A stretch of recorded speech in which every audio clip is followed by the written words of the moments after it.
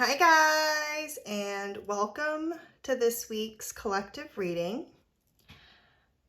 I'm really loving the energy on the table, but I'm not gonna lie, I don't really know where this reading is going right now, but we'll just dive in and see, which is honestly what happens a lot of the time. So we've got guidance, the lovers, and the Five of Wands. And just quick mentions, I'm really seeing the unicorn in this guidance card connecting to this lover's card.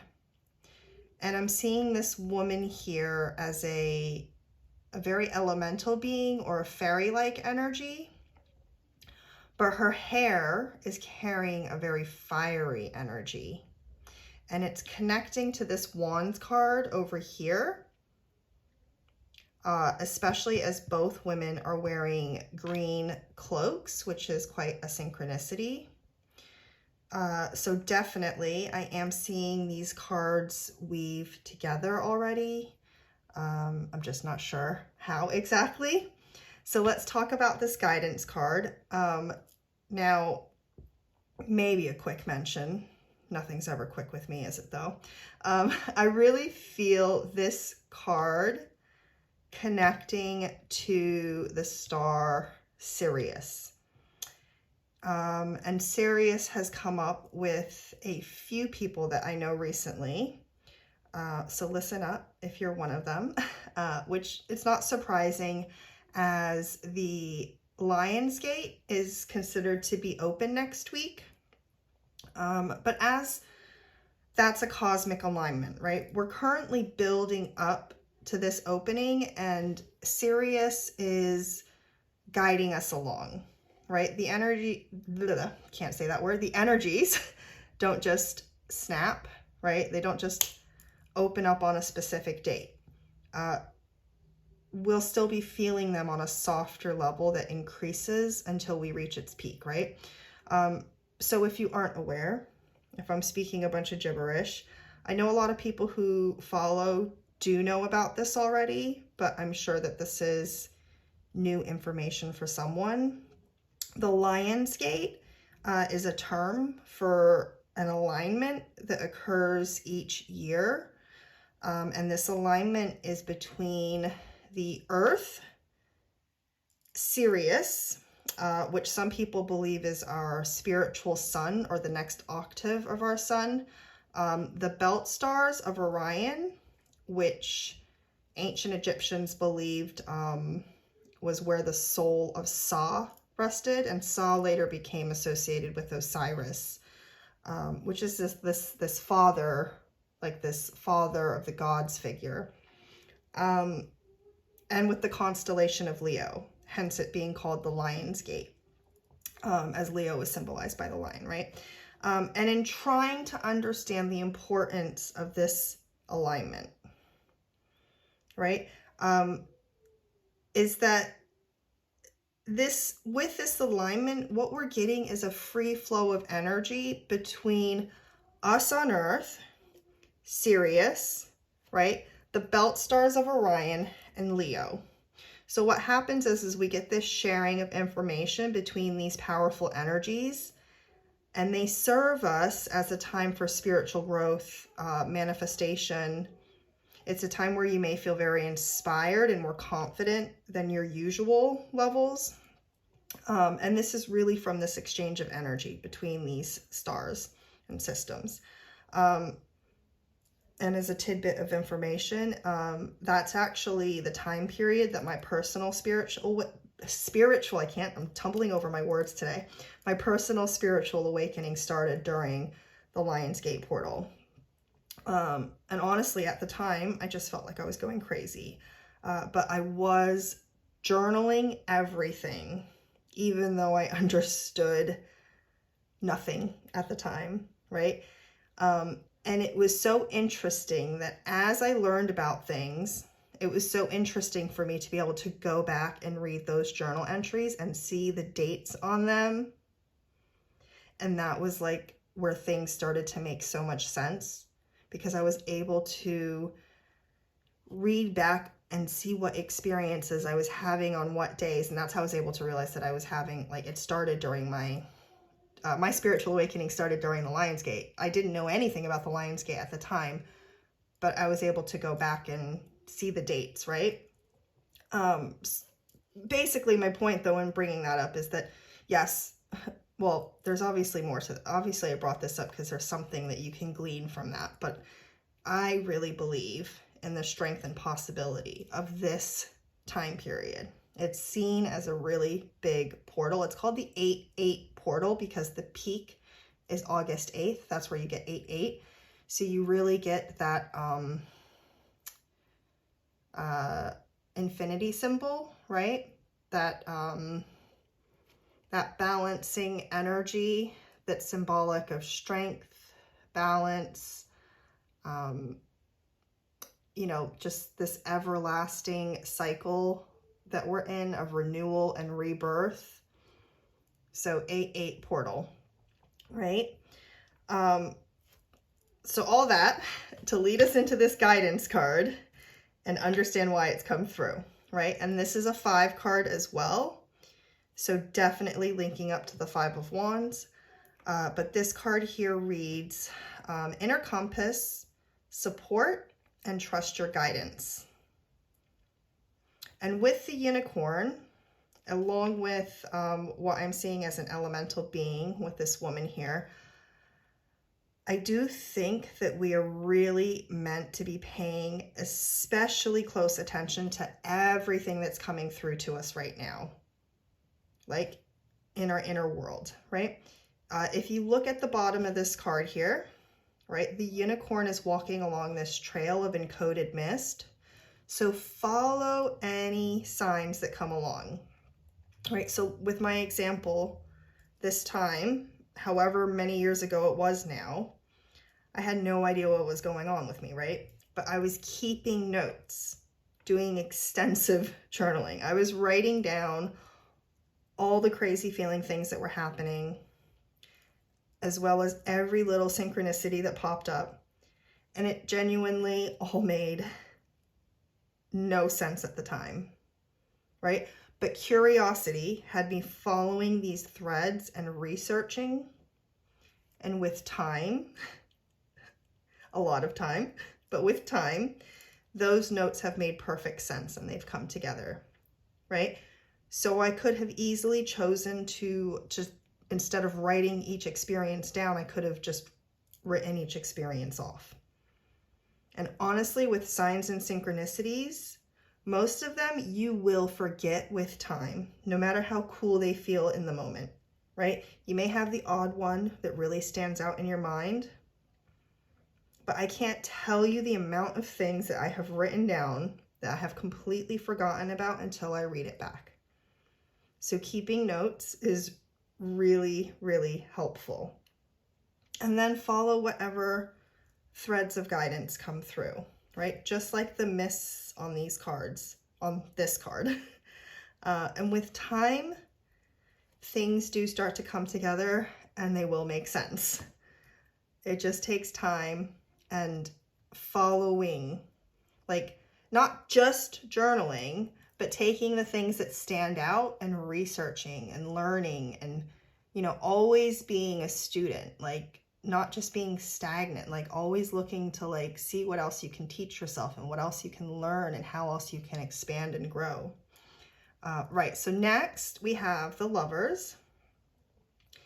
And this is from an oracle deck, not a tarot deck. So this is following the Tree of Life, which is why it says the 17th path, whereas normally the Lovers card would be number 6 in the tarot. I'm sure for some people that'll stand out.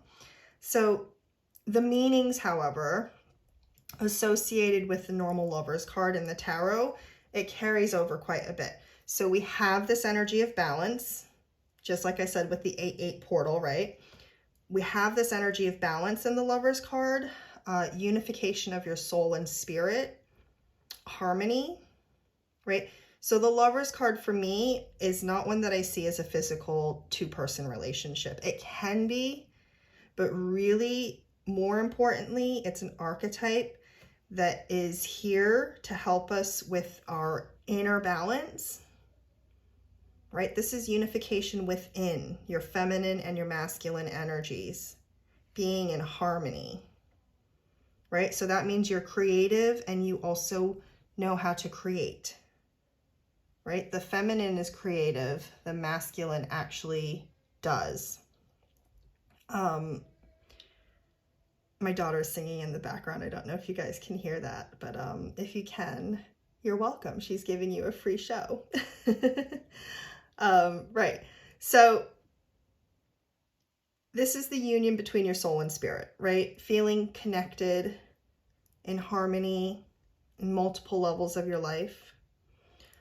Because this is on the tree of life, this is why it says 17th path on the bottom. And that's because it's a connecting pathway that are links between points, right? So I'm just getting my thoughts together, sorry. So the pathway points that the Lovers card connects to is understanding and beauty. And I'm going up here and here because that's how it comes up on the tree of life, right? So what that means is when I say understanding and beauty, right? These are the points on the tree of life, and the pathways are the links between the points. So it's how you would get from one point to the other. So the Lovers is a pathway that you can follow to link together understanding and beauty, right? And understanding, which is up here on the tree of life. I know this means nothing. I'm just waving my hand up in the air, right? But understanding, or Bina, it's called, asks what restrictions are placed on you. And then beauty, or Tiphereth, asks what brings balance.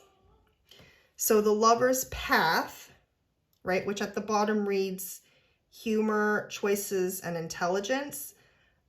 This card is really about how you move through life in a world that doesn't always feel like you belong, right? Like, how do you maintain that balance, and how do you not place these restrictions on yourself, right? And it's because this is on one end of the pathway, you're being asked to face your restrictions that you place on yourself.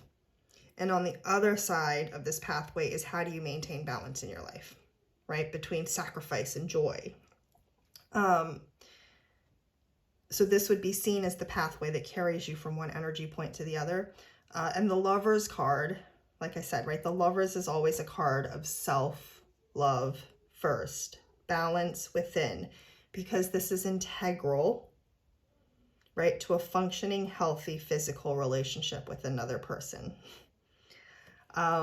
So anytime you see the Lovers card, I really want you to, before you get excited and think about like romantic relationship, always look within first, because the Lovers card is always asking you to go inwards and find that inside balance between your masculine and feminine within, irregardless of what you identify with externally, right? You should always find balance within between these two energies.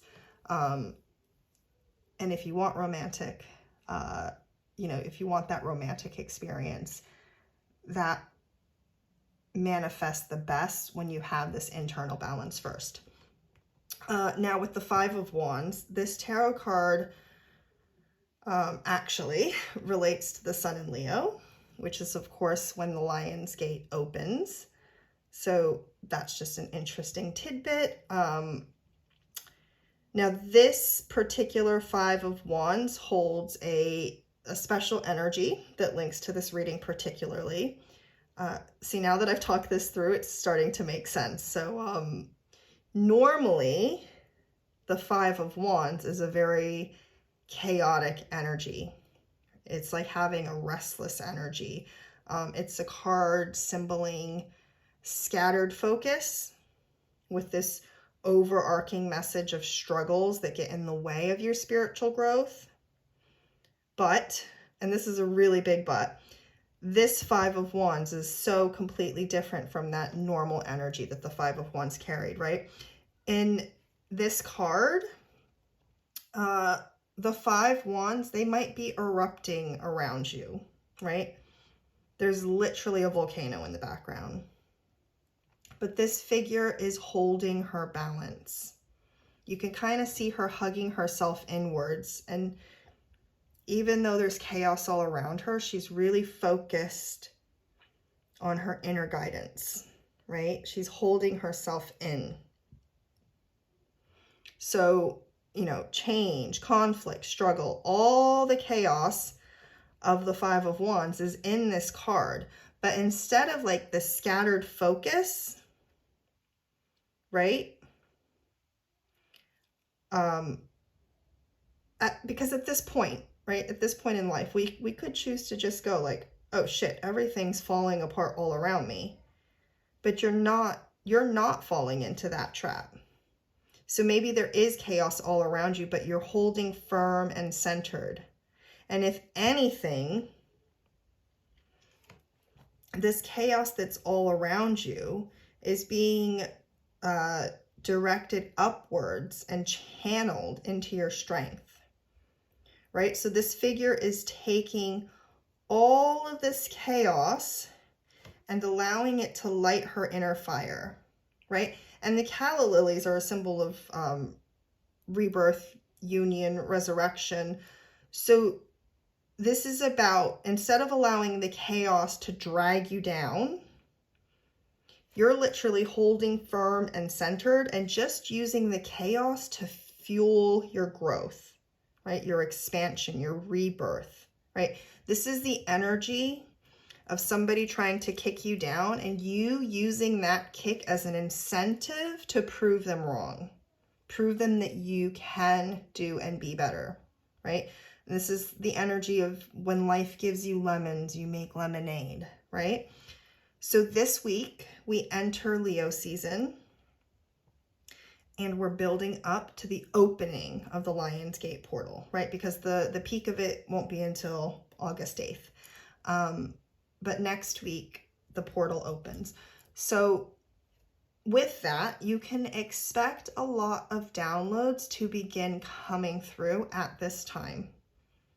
But you have to remember that it's not always obvious.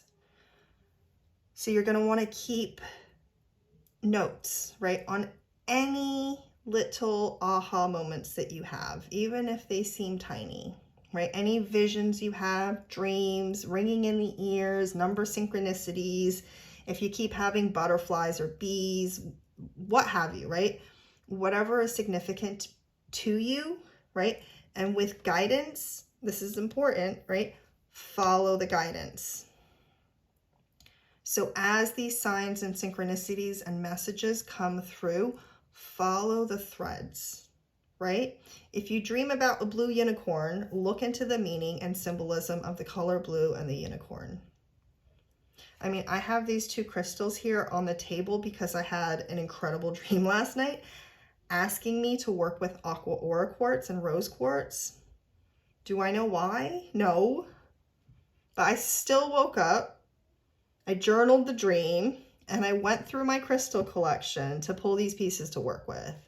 And these do not even look anything like the pieces from my dream.